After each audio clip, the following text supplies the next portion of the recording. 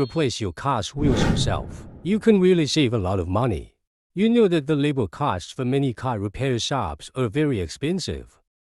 Before repairing your car bearing, you need to make some preparations, such as preparing materials.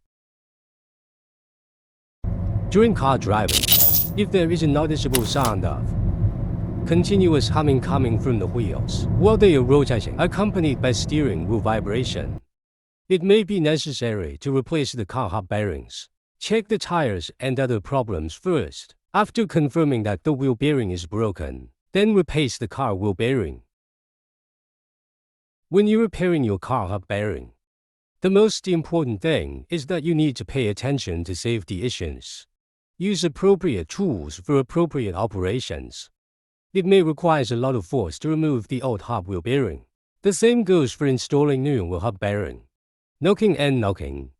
After replacing it, it would be also very happy and have a great sense of achievement.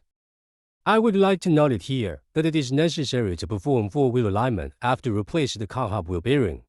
Then you could drive your car for test. If there is no noise and squeak, then everything is perfect. Thank you for your watching.